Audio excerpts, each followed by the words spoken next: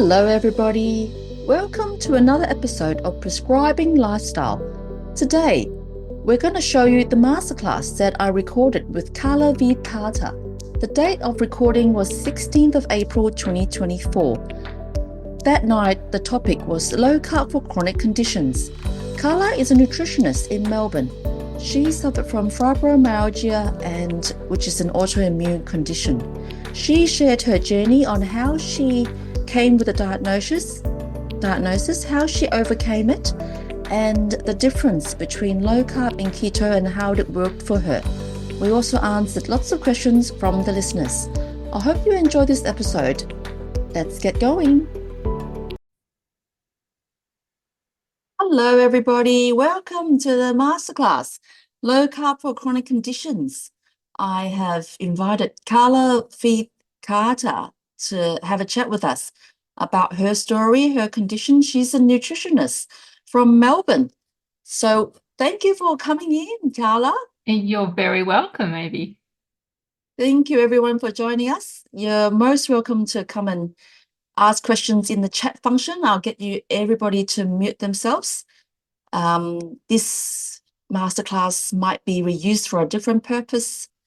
So yeah, so excited to have this masterclass. Looking forward to it. Thank you. So Carla,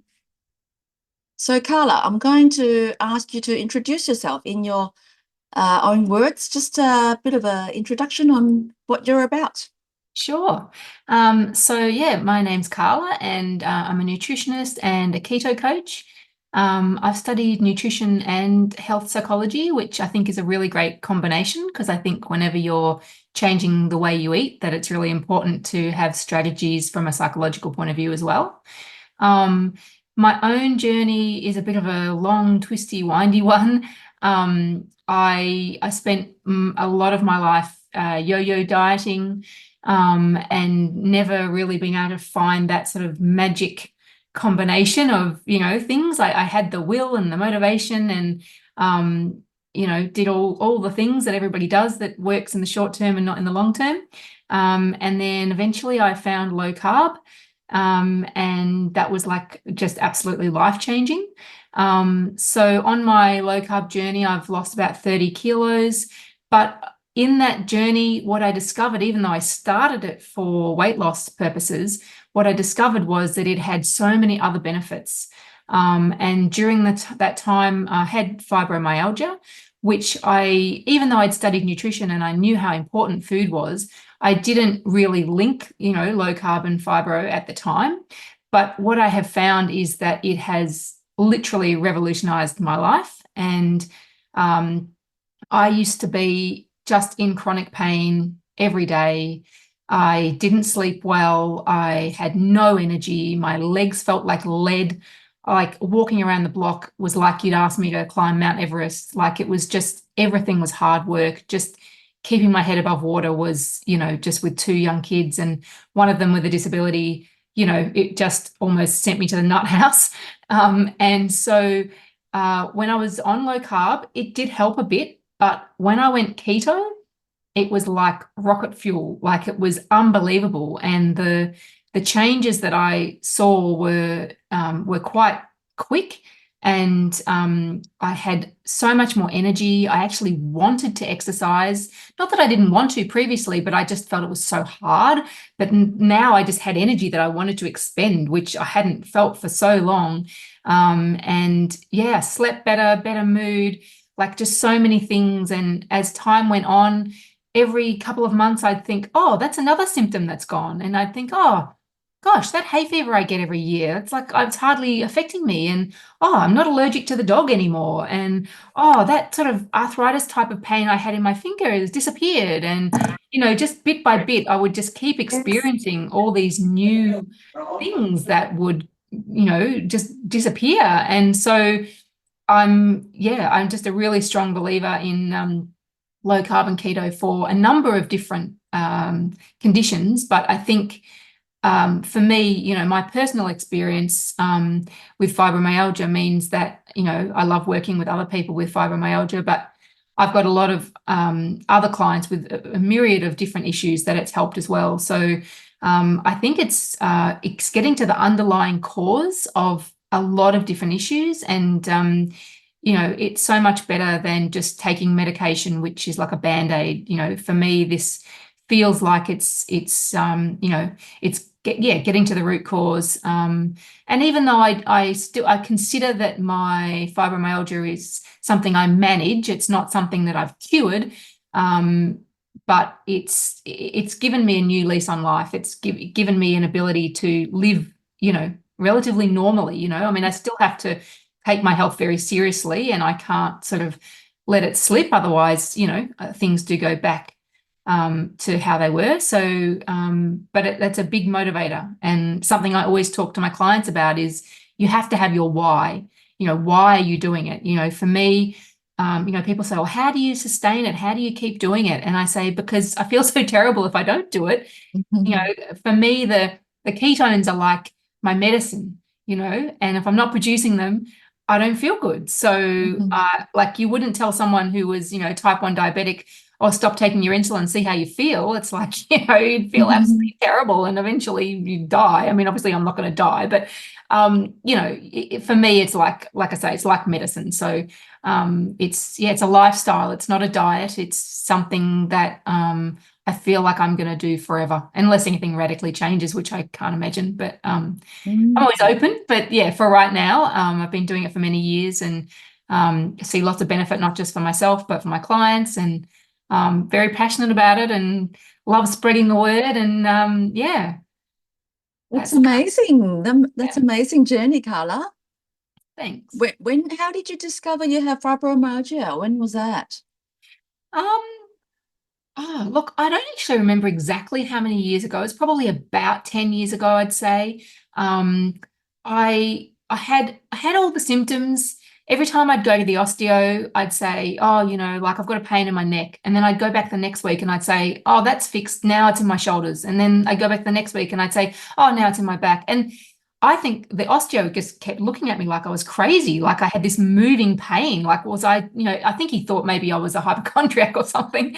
And, and I just had all these issues, and I went to the doctor and I said, I've got all these issues, and like they're not getting better.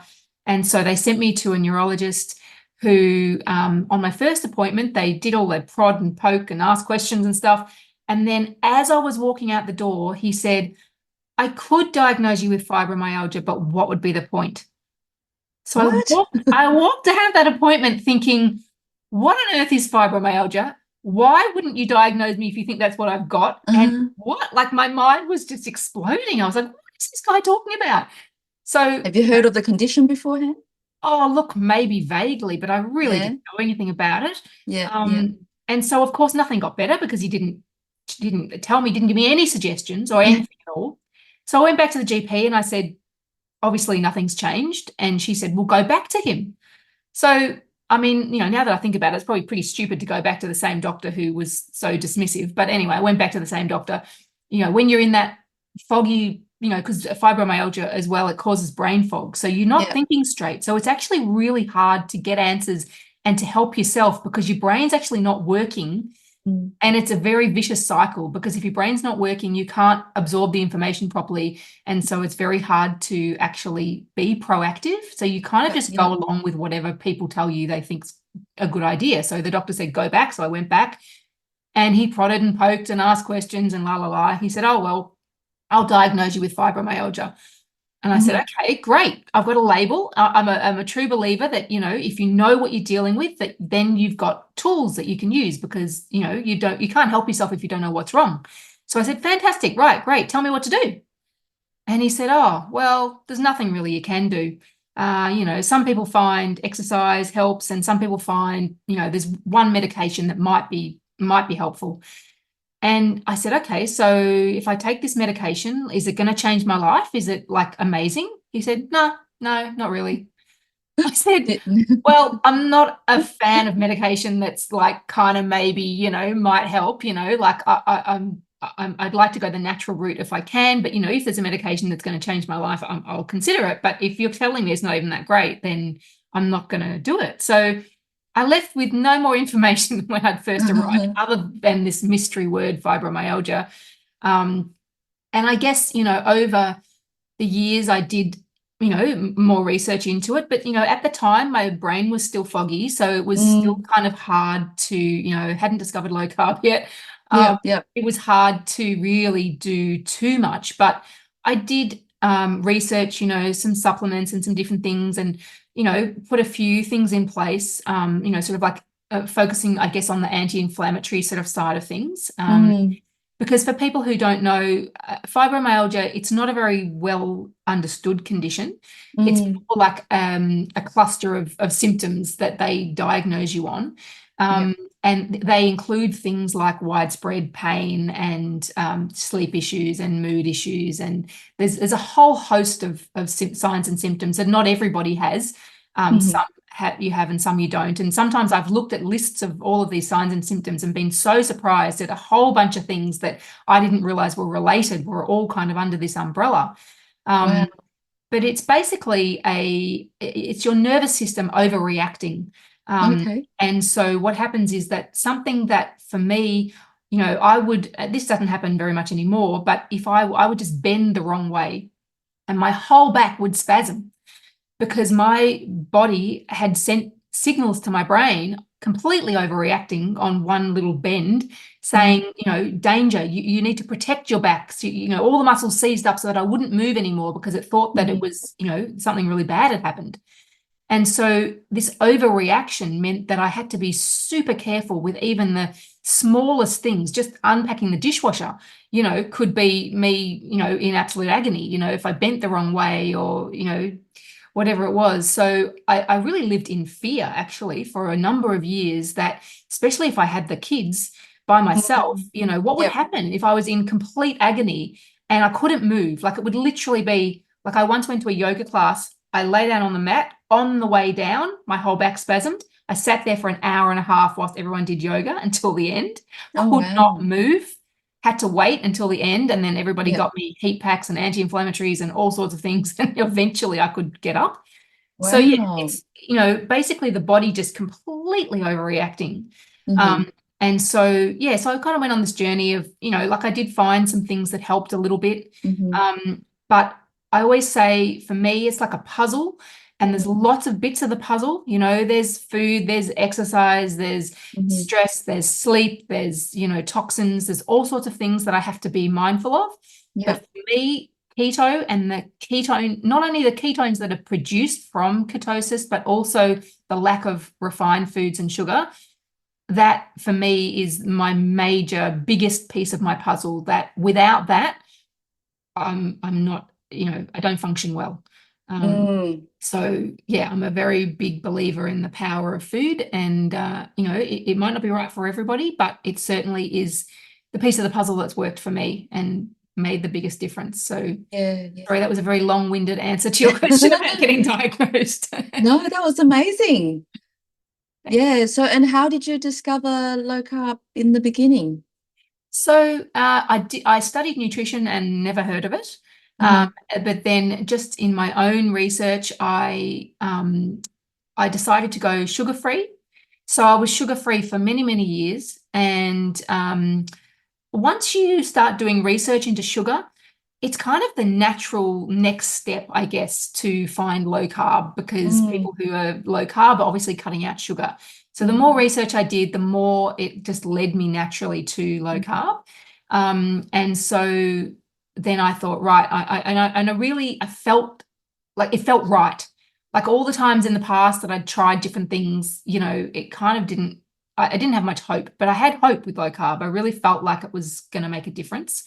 And then, once you get into the low carb world, keto is kind of the next logical step. You hear people talking about keto, and I also started this whole journey as a vegetarian as well, which I think, throughout this journey, added fish, then I added chicken, then I added meat. And now I just love meat, and I can't believe I never ate it before. And I think that actually is a part of why, the improvements that I've seen as well. I think I'm eating so much more nutritious foods now as well. And so, yeah, I think it's a combination of factors. It's the cutting out the carbs, it's the meat, and it's the ketones produced. So yeah, it's been a bit of a slow kind of curvy kind of, yeah, sugar-free, low Yeah. carb, keto. And when I went from low carb to keto, I didn't actually realize how big of a jump that was, because I was low carb, but I was very sort of um a bit more permissive, I guess, than I am now. Like I'd sort of have one cheat meal a week, and I'd, occasionally Mm. have a little bit of sweet potato. And, I didn't eat all the main things. I didn't eat, rice and pasta and bread and all of that stuff, or Hmm. sugar or anything. But Yeah. I didn't realize how much kind of added up.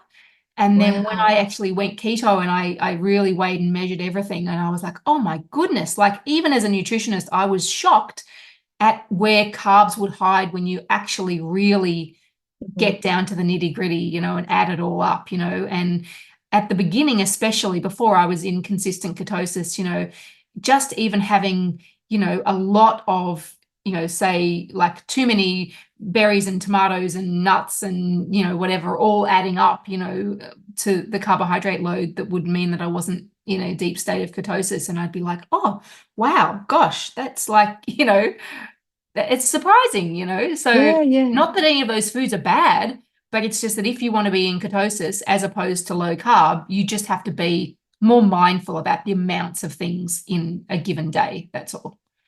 But when you went from standard diet to low carb diet, did you notice a bit of difference already? Oh yeah, definitely I did. Yeah, I mean, I absolutely. I lost weight. It felt it was a real struggle initially because I really feel like I was very addicted to carbohydrates, and I Mm. had a very stressful life. My oldest son has severe autism, and I really used food as a reward. Oh my God, Mm.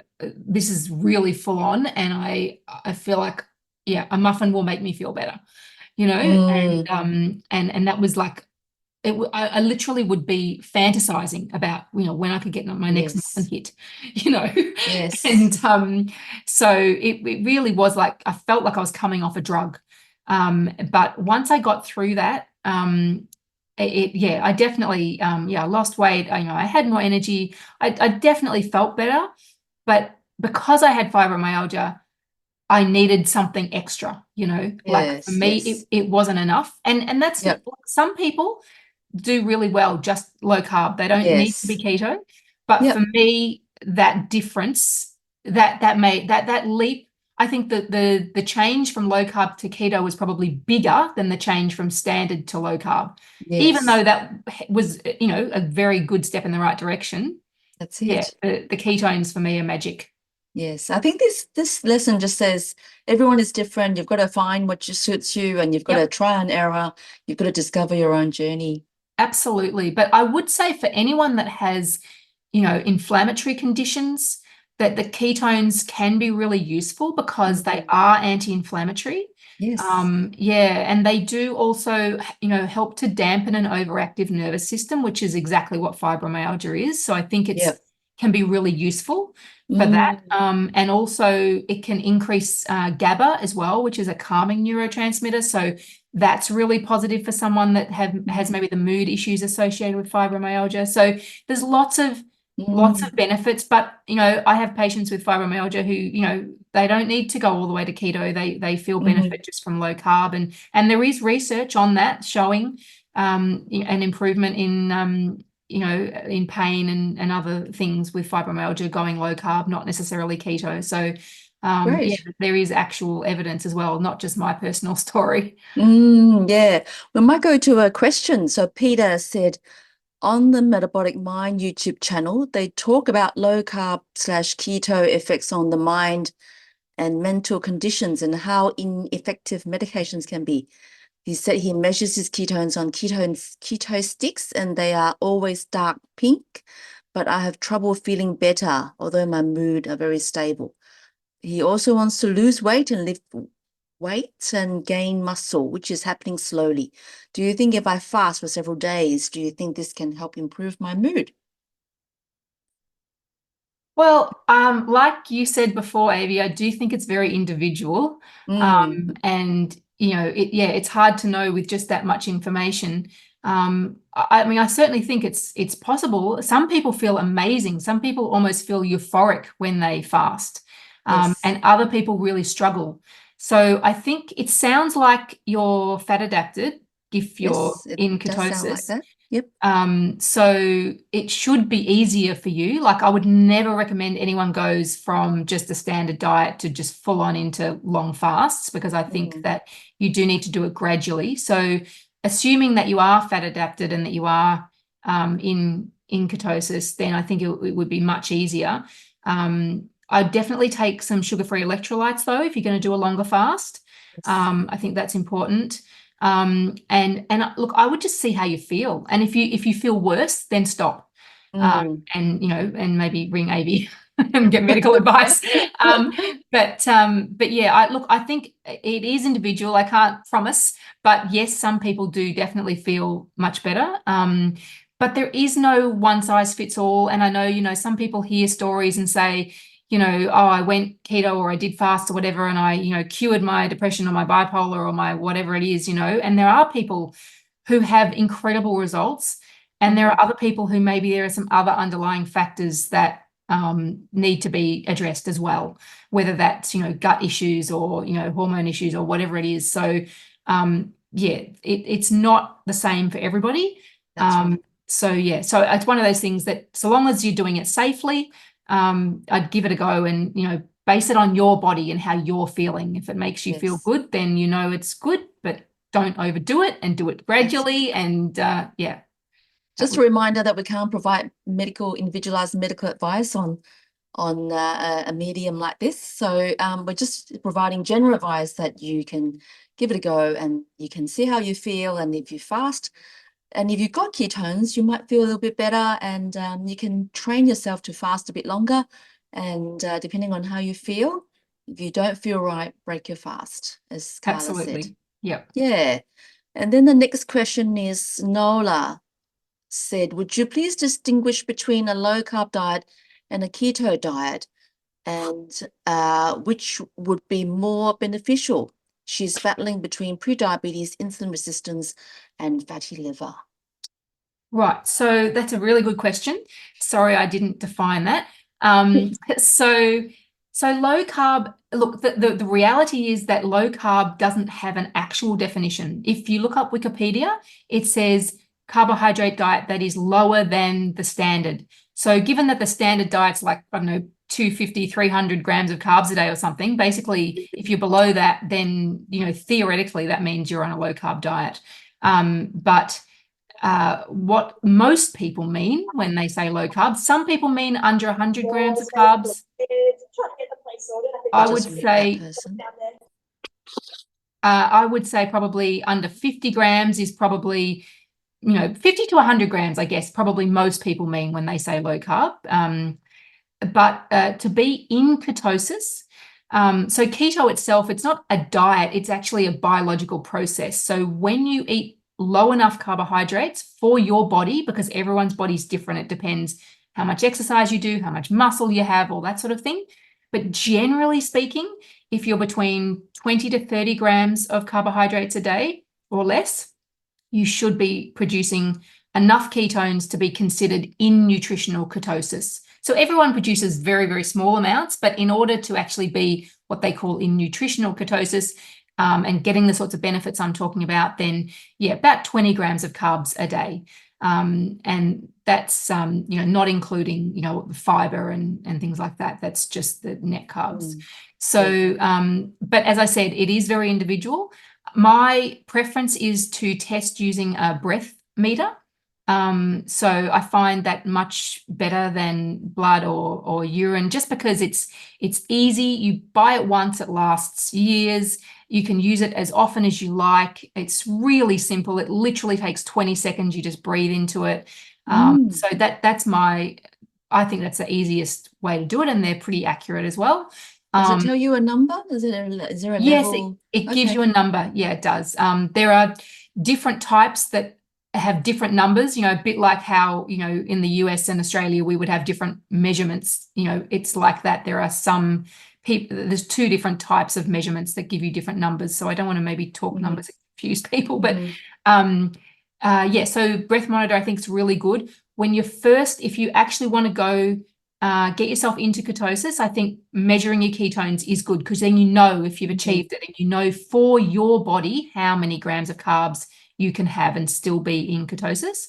What breath meter do you use is the next question. The one that I personally use it is no longer sold, but I'm pretty sure is it Low Carb Love or something? There's a website. I've heard of Lumen is what I've heard. Lumen. Oh yeah, there's Lumen. But I haven't tried it. I haven't tried it myself. Yeah, that's not the one that I've used. But if you message me on Instagram, I will send you a link or the name of the company or whatever when I look it up. I'm keto_by_design.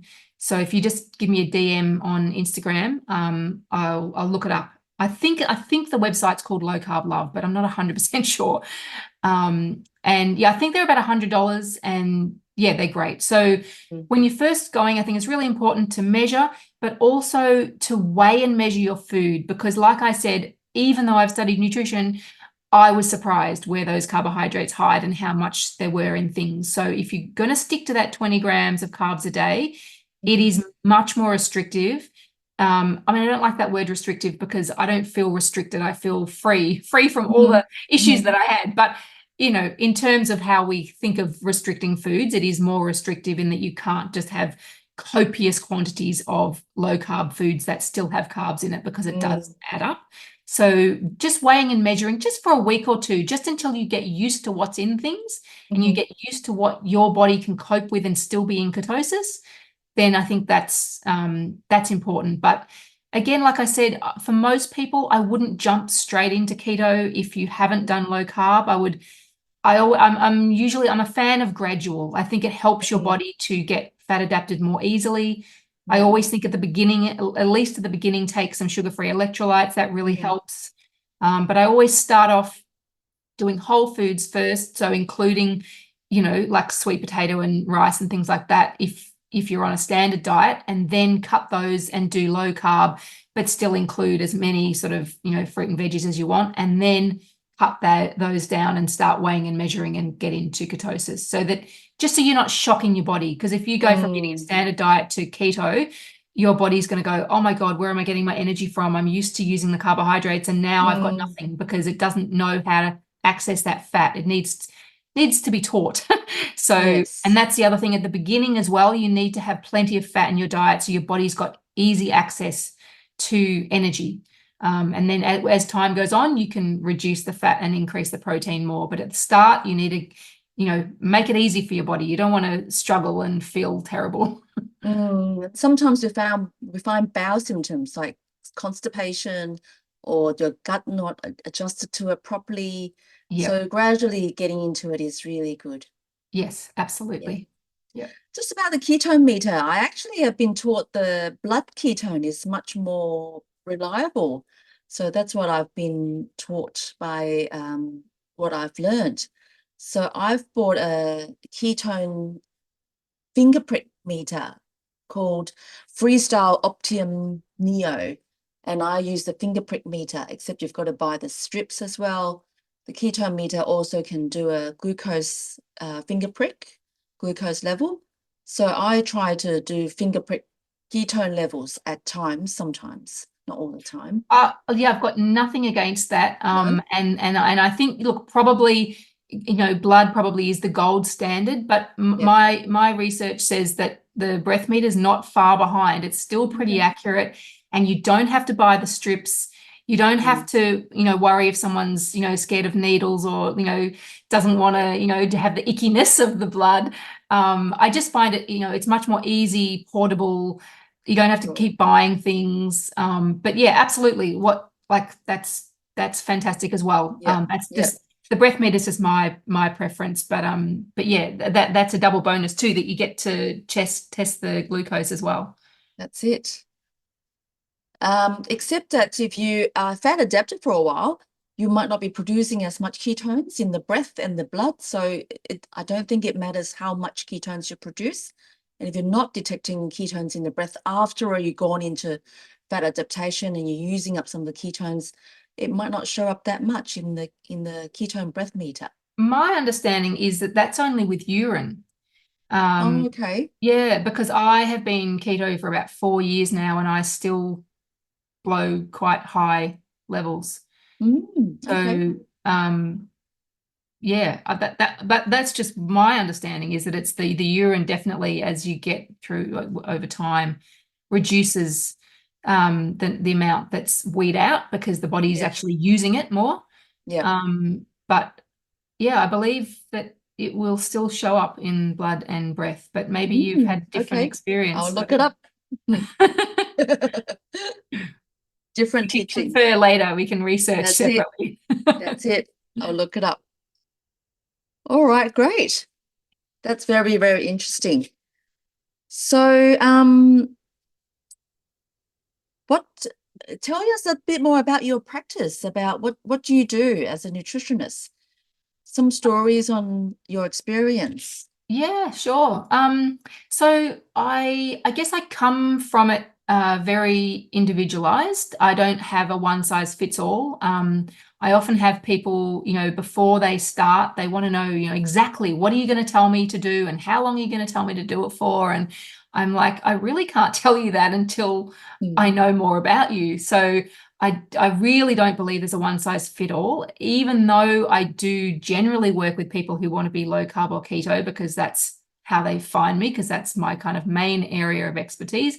But that is certainly not all I do. And there would be, for example, I had a young teenage boy who came to me.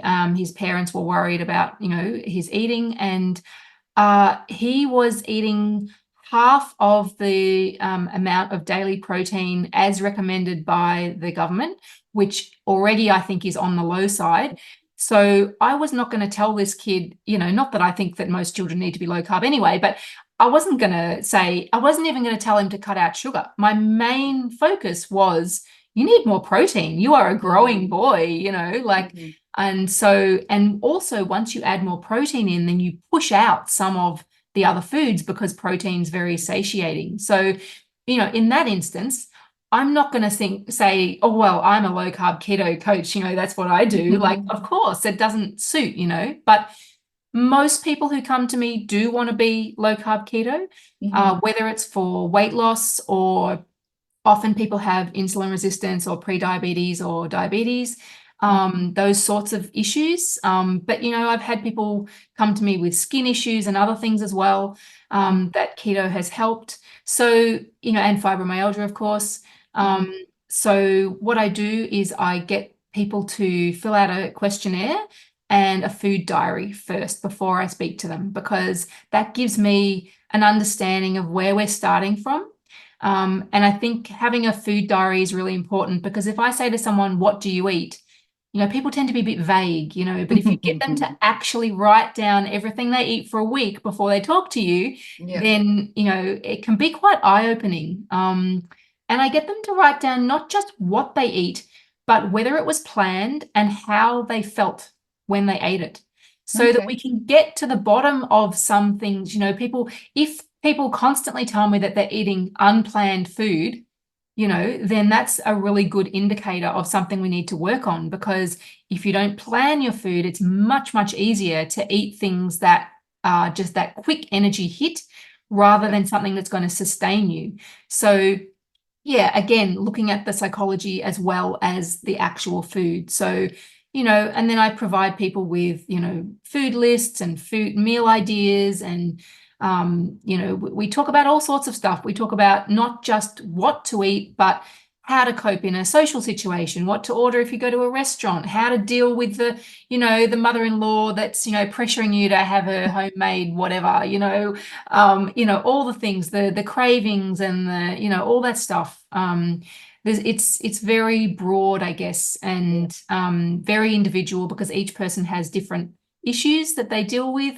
But I love it when probably my favorite thing is when people get off medications. Oh, wow. And that is not something that I do. I'm not a doctor. I don't tell them to get off their medication, but they go back to the doctor. You know, I always encourage them to check in with their doctor, and they go back and the doctor says, "Oh my goodness, your blood pressure, like it's amazing. You know, let's try taking you off the blood pressure medication." And then it's Yeah, like, "Oh wow, your blood glucose, it's normal. You don't need the metformin anymore," you know, and I get so excited. Like that's my happiest when that happens. that's Um, great. and also when people have diabetes and suddenly, you know, they don't have diabetes anymore. You know, that's amazing. But it can go back the other way. You know, it's really important to know that this is not a magic cure where, you know, you eat low carb or keto for a few months and suddenly you're not diabetic and then you just go great and you just eat what you ate Mm, before. Because, of course, the same foods are going to lead you back in the same direction again. yes, So it needs to be a lifestyle change, not that's just right. a quick fix. Yeah, so that's Yes. important to get that message across to people, which they don't always like hearing. But once they get used to it, actually, it becomes a lifestyle. They actually, most of them love it. So it's not a problem. The problem is the environment is very obesogenic. So there's Yes. carbs everywhere, there's treats, and then you go out for dinner and you might have a cake or drinks or alcohol. I've had a lot of diabetics that does very well and then it becomes slack and then the diabetes got worse because they sneaked in a little bit more snacks and a bit more carbs and they've just got to Yep. fine tune again and then their diabetes get better again. So it's a bit of a It's ironic, journey. but sometimes I think it's actually easier to not um, have too many exceptions. Like Mm, if you say, well, every time I go out, oh, well, it's a party, it's a wedding, mm, it's a dinner, it's whatever, I'll just, you know, eat whatever. The more mhm. often you do that, the harder it is to stick Yeah, to the lifestyle because it's almost like it's not part of your identity anymore. And I know that might sound strange to say that food should be part of your identity, but it kind of helps to sort of be like, I am a person that doesn't eat these things. You know, yeah. they don't agree with me. They are making me sick. You know, especially in the case if you've got or had diabetes, then you know you really genuinely can say those foods are making me sick. You know, and like you know, sometimes I'll have people say, you know, offer me something and say, oh, it's just once, and you know, go on, Mm, you know, you can do it. You know, and I just, you know, I'm always polite, you know, and I always thank them, but I just say, "Oh, I really appreciate that, but I won't feel good. So, you know, I'm not going to have it, you know, and most people understand, but some people do push. And I think that then if you just sort of say, this is like medicine for me, you know, mm. like I need to do this for my health, you know, and especially if you do have a condition like diabetes, then it's much easier. You can actually say that, and people will usually, you know, respect that. So you know, I do actually find, yeah, the more you stick to it, the easier it is. The more you kind of give Mm. yourself permission to go off course, the easier it is to have what I call the stuff it mentality. Oh, well, I've had one meal like that, stuff it, I'll have another one. And then it's a week and then it's a month and then it's like Yes. low carb, what? So yeah, Yeah, I think it's quite helpful to be changing identity and labeling yourself as a low carb or ketogenic.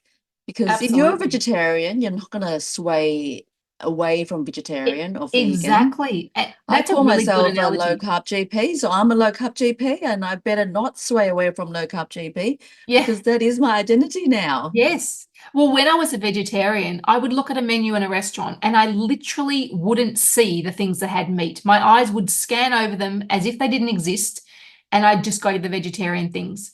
It's Yep, exactly the same now, low carb. yep, You know, I just don't like if I'm going out for breakfast and I see pancakes on the menu, it's like it doesn't exist. It's not yes. even a question. It's not even a should I, shouldn't I? It's just like that's not me. That's not what I eat. You just don't Same. even think about it, you know, and it That's takes right. time to get there.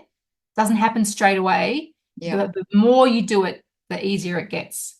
Yeah, absolutely. So I'll be looking at the protein first, those with lots of big meat and big protein, big eggs, bacon and eggs, sausage and eggs, or some chicken or some steak, Yep. way before and tell them to don't bring the chips, don't bring the mash. Yes. If Much you, if better it's to ask there, them not to bring it because then you don't have to look at it. that's right. Yes, you don't have to think about, oh, should I eat? Should I not eat? There's no temptation. Tell them to not bring it in. Yeah, exactly. Great. Um, okay, another question from Peter. He said he buys beef fat at the Vic Market for $5 a kilo, make tallow, which I use for all frying. I find tallow gentler on my stomach than butter. Try to be dairy free to see if I feel better. Do you think dairy free would be better to control moods? Hmm. Um, well, I haven't read a lot about that. The only thing I know about in relation to dairy and moods is that for some people, the casein in the dairy can have an effect on the brain. It turns into a casomorphine, which can be quite addictive. And often people with autism and maybe other mental health type conditions might have this issue with gluten and dairy because the protein in both of them, gluten is a protein and casein from dairy is a protein. They can both affect the brain. And that can affect mood, but not everybody is, that doesn't happen to everybody. So again, going back to the individual thing, go off dairy for a few weeks and see how you feel. And if you feel better, then, obviously do what's right for you. But I will say that butter is probably one of the least problematic dairy foods because it's got hardly any protein and hardly any lactose. So anyone who's reacting to the proteins or the lactose, unlikely to react to butter because that is just almost pure fat. If you want even purer, you would go with ghee, which is clarified butter. But butter itself, like I was allergic to dairy for many, many years, and I had a whole host of symptoms. And going keto, that was another thing that keto fixed for me after being, really, really reactive to dairy. Going keto, I can now have dairy, which is great. But even when I was reacting to dairy, I could still cope with butter because it didn't have the things in it that most people react to. So, but by all means, beef tallow is fantastic too. And if you feel better, I just always think listen to your body. That is like the number one piece of advice. If you feel better without dairy, then cut out dairy. And yes, it is possible that it can affect your mood, but it's not a big one. It's not the first thing I would think of with mood, but certainly for some people, like I say, they can be sensitive to the casein and gluten as well. Although if you're low carb, I'm assuming you're not having gluten. Although, having said that, be careful. Some low carb products add gluten to them because gluten itself, even though gluten itself is like maybe 1/10 of the wheat or the rye or the barley, it is protein. It's not an essential amino acid protein, like yay, protein, we need it. But it is a protein. And so what they do with a lot of low carb products, especially bread, is they add gluten, not the whole wheat because that's got the carbs in it. They just add gluten. So what that means is that you've actually got a much higher gluten product than if you were eating regular bread, even though the carbohydrates are lower. And it says high protein, but it's not the, essential amino acids that we actually need. So it all looks great on the label. It says high protein, it says low carb, but it can be a real irritant on the gut. And if you have issues with gluten, it can affect the rest of your body too, especially if you've got leaky gut and the proteins can get into the bloodstream and affect the brain and other issues, other parts of the body. And that can affect mood. So just keep an eye out, even if you're low carb. If you're going to buy a low carb bread, for example, in the supermarket, most low carb breads will have added gluten, and a whole bunch of other revolting things too. So I think I looked at most of the low carb bread in the supermarket and I could not find anything without gluten. No, my favorites, if you want to have some low carb bread, there's the No Grainer, which is usually found in health food shops or online, and the Venerdi, hemp and something or other. They do a reasonably good one as well, and that is again from health food shops mostly or online. But the supermarket ones, I don't think I've ever found a good one. Or make your own. super easy. Anyone wants to message me, I've got some recipes I can send you. I'm not a bread baker. I'm not into kneading it and leaving it for hours to rise and all that rubbish. It's just like chuck it all in and cook it, and it works. So yeah. Yeah, quite often I would make my own low carb bread, quite often with lots of eggs, coconut flour or almond flour. Yep. And Lots it's of really nuts and easy. seeds. That's Yep. it, nuts and Yep. seeds and hemp Yep. seeds. Yep. Yeah. So I've got lots of recipes on that as well. So he said his friend thinks he's going to die because he's going carnivore, low carb. Oh, And right. So I'm assuming you're talking about like cholesterol and all that stuff. Is that? yes, everyone's warning us low carbers or carnivores that Yeah. we're all going to die. Yeah. Well, Look, we are going to die. well, of course we're all going to die. Look, I think the proof is in the pudding, you know. If you're losing weight and feeling great and, like I think it's quite ironic, when people go to their doctor and, I just saw something on Instagram today, actually, a low carb doctor who said that one of their patients had, improved all their symptoms, got off all these medications, all these incredible things happening. Their blood work was fabulous. They went to a regular GP who said, oh no, this is dangerous. We need to put you on all these medications and stuff. And it's like, what? Like, and I mean, when it comes down to cholesterol and all of that, I think, as you know, Avi, they don't do all the tests. They just do a generic cholesterol test and, look at the total LDL, and they don't look at the subfractions, whether they're the small dense ones that are dangerous or the large buoyant ones that aren't. And so they haven't got the full picture. They're making decisions based on, not enough information, and they're not looking at things like insulin, which is super important. And Yes. yeah. So most of the time when patients come in to see me, I would be measuring their fasting insulin.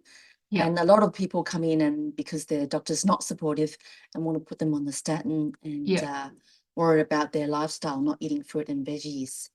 Yeah. We'll wind this up soon, but Gail has asked, how do you know if you have leaky gut? Is there a test for it? Do you test? Leaky gut is is a really hard one. I don't know that there's a specific test. It's something that I'm actually doing more research into at the moment, and it's an area that I am interested in, but it's not something that my focus really is low carb and keto. So that's kind of not my space. So I would definitely suggest finding like a functional medicine doctor or, someone who specializes in the gut, because the gut is a very tricky thing. But, I think that there are a lot of issues that come from leaky gut, when you do have body-wide issues, like, pain, for example, and other issues that I think can be caused by a leaky gut. But it's not, I don't think leaky gut is a medical term, although it is gradually, there is more and more research, showing that those tight junctions in the gut can, come apart and allow things to go through that wouldn't normally go through. And but it is quite new research. It's not something that your GP is probably going to know about. I don't know how much you know about it, Avi, but there is a test that you can do. The medical term is called increased intestinal permeability. Yeah. So you can get tests and test zonulin, which is a protein that is released when you have leaky gut, or you can breathe in some protein and then weigh it out and see how much it goes in. I haven't gone into that much because I think the treatment is to eat real food and go low carb or go ketogenic diet. So whether we find out if you're leaky gut or not, I'm still going to promote low carb keto. Yeah. Well, even just the fact that I can now eat dairy and I couldn't before, I think that is probably coming from the gut, I would imagine. Absolutely. That I probably did have leaky gut. And then when I went keto, I think it perhaps, healed. And that's why, I think quite possibly that the proteins from the dairy were going into my body. So, yeah. Yeah, I'm only absolutely. guessing that though, but yeah. That's it. So Sylvia said, how do you reintroduce things, say butter, to see if you can tolerate it after eliminating it?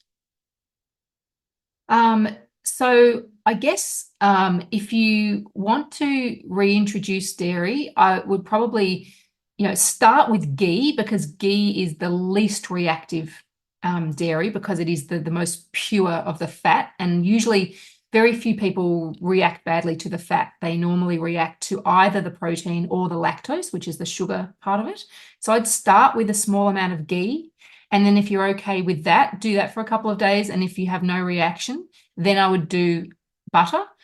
Just always starting with a really small amount, maybe just a teaspoon or so, and then, have a little bit more for a few days. And then if that's okay, then maybe you could start with some hard cheese, because that has got the least lactose in it, and then maybe yogurt, and then like maybe milk and cream are probably the worst, because they've got the most lactose as well as the proteins. So, but it does depend which thing you're reacting to. So Yes. some people react to the proteins and some people react to the lactose. Usually the lactose is more gut type of reactions, whereas the proteins is more maybe skin, or some people get like asthma or things like that. So it does depend. So if you know which part is the thing that you're reacting to. So if you know it's lactose that you're reacting to, then especially make sure you start with low lactose things first, and gradually move your way up. But I just do it.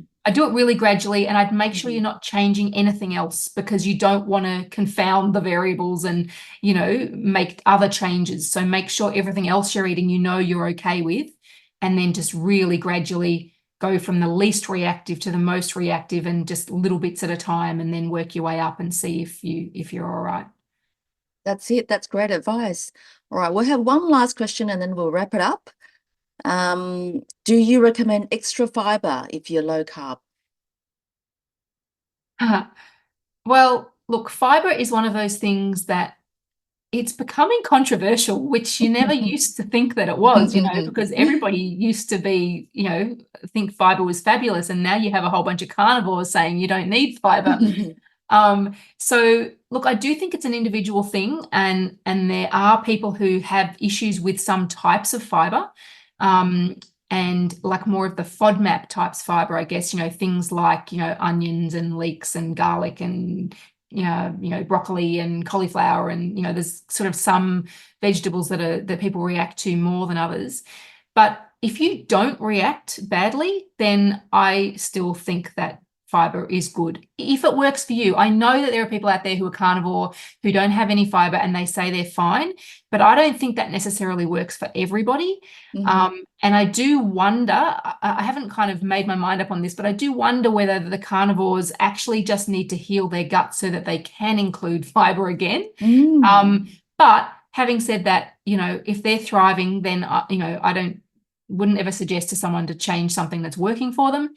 So generally speaking, and it is individual, like I always say, I can't say for everyone, but generally speaking, I do think getting a range of low carb fruits like berries and low carb veggies is a good thing.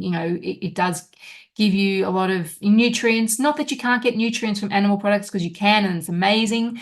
But there's a lot of antioxidants, and the fiber obviously helps a lot of people. Some people do have issues going to the toilet if they don't have that fiber. Some people do find the opposite though, and they find that fiber stops them from going to the toilet. So absolutely. Again, it's really individual. There is no one size fits all. But if you're loving your fruit and veggies, don't stop because the carnivores are telling you that you don't need fiber. That's what I would say. And I think in the main, most people probably do well on a variety of foods that gives their gut bugs lots of things to feed off, Yes. But there are exceptions to that, and I'm not against carnivores. If it's working, great, but I don't think it's for everyone. It's quite a controversial area. It is, yeah. Because Anthony Chapey keeps saying that the plants are trying to kill you, but majority of human. But think about as well how people used to prepare plants. Yes. Where today, we don't ferment things. We don't, like do, soak things. We don't like, we add all the herbicides and pesticides. There's so many things that we've added or not done to them to Yeah. make them, try to kill us, like Anthony Chapey says. And I do agree that there are things in certain plants that that can cause issues, but there's usually a way around it, whether it's peeling the skin off or soaking it or sprouting it or fermenting it or whatever it is. And it's just about whether you can be bothered to do that, I guess, Yes. and whether you're personally reactive, because some people react to certain things and other people don't. And it's also a load thing as well. That's it. I guess maybe avoid super high oxalate foods, like people who are eating, having kale smoothies 3 times a day. Maybe, that's not fabulous because it's raw and there's a lot of it condensed, and you got to use common sense as well, like, yeah, it's very individual. I can't say That's 100%. it. Yeah. Most of the human in the planet do eat veggies, and Yes. most of the people don't have any problems. Yeah. But certainly the carnivores, a lot of them are thriving. So Yeah. I think it's very different in different people. Yeah. But not everyone does. Some people do carnivore and feel terrible. So, That's it. it's not a one size fits all. It never is. Wow, very inspirational conversation. That's amazing. The take-home message is everyone's different. We've got to Yes, find our own journey and we've got to explore how we feel. absolutely. So I've got to do my pitch, and we're going to talk about this dinner that I have invited you to do. So tell Yes. us, I've invited you to be a guest speaker in our low carb dinner. Tell us Thank just a you. little bit about what you're going to talk about. Yeah, so I'm going to give a little bit of an intro just about my journey again, and how I got to where I've got. And then I thought, I always think that when you hear someone speak, it's good to have some takeaways, something that you can go home with and say, I learned that, I can implement that. That's a helpful tip. So what I want to do is share my top 3 strategies, I guess, for being able to sustain low carb or keto. So I won't give away what they are because you'll have to come to the Great. dinner and hear. But they're things that for me made all the difference, that I honestly don't know that I could have done it without these things. And they're strategies that I still use. But they were especially important in the early days when I was coming off carbs and really needed some help, because especially if you are feeling like you're addicted to certain foods, it is a tough journey at the beginning. And so yes, I'd like to just provide some strategies that I hope will be fairly simple and simple to implement, and maybe things that people have dismissed in the past, but might be able to look at it from a slightly different perspective, and yeah, hopefully be useful. Great. So you've got to buy a ticket and come to the dinner at Bucatini Restaurant at Mitcham. This is the 18th of May. Oh, 2023. What did I do? Oh, I didn't even notice that. So you can scan this QR code, or you can go to my website, and it's $99 a ticket. There's a big goodie bag. I've lined up so many sponsors to sponsor, and there's a lucky draw with lots of prizes. So there's only 60 tickets, no, 60 people to come to the dinner, which includes the 3 of us speakers. So I'm only selling 57 tickets. Charlene might do some hypnosis, which is very, very interesting. I'm excited So about that. yeah, I'll get I was trying to think whoever. if I had any magic tricks up my sleeve, but I can't compete with hypnosis, I'm afraid. But 3 practical tips on low carb, that's fantastic. So for those of you who don't know what I do fortnightly low carb pro webinars every second Thursday night at 7:30. I will do a group coaching program called Low Carb Pro. So you can go to my website and sign up to Low Carb Pro. $25 a month. You can sign up or you can discontinue anytime you like. And you can see me in my clinic, either telehealth or face-to-face. And as a special for tonight, I've got these online courses. you can use the code MASTERCLASS and you can grab a sale for 40% off for the next 3 days. So the benefits course is still $0. It's free of charge. You can download it and you can listen to all the lessons with Linda and myself. The 8 weeks complete course is always there. It's about $490 and you can grab a 40% off. The 7-day lifestyle course is still for sale from the beginning of the year, and within 7 days you learn about lifestyle. And functional breathing course is a workshop that I did with Julie Bristow. So thank you everybody for coming. Thank you, Carla, especially for so much great contribution, great information for us. Thank you for having me. Before we finish, I want to tell you about an exciting event I'll be hosting. I have planned a low-carb dinner at Bucatini Restaurant in Mitcham on Saturday, 18th of May, 6:30. Please join us in this event with delicious food, inspiring conversations, and practical insights on how to live a low-carb lifestyle. I have invited health coach Charlene Lester and nutritionist Carla Vieth-Carter as guest speakers. I have organised sponsors with prizes in the goodie bags. We have plenty of time to ask questions and connect with each other. And we'll have an amazing lucky draw with lots of contribution from our sponsors. So please join me in this amazing event I have put together for you. Don't miss out, reserve your spot, tickets are limited. Head to my website or check out the show notes for more details. Hope to see you there.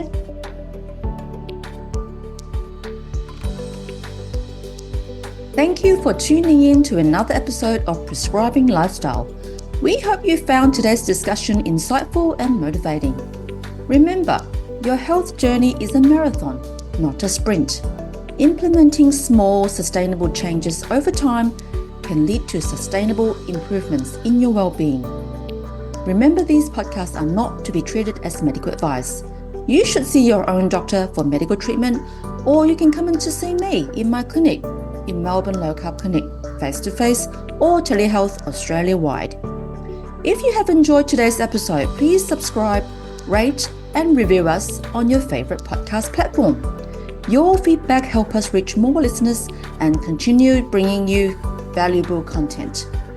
I also want to invite you to head to the website of Melbourne Low Carb Clinic to download a free ebook and join my free community on Facebook. Stay connected with us on the socials. And don't forget to share this podcast with your friends and family who might benefit from our discussions. Until next time, keep prioritizing your health and embrace the power of lifestyle medicine. Take care and see you soon on Prescribing Lifestyle.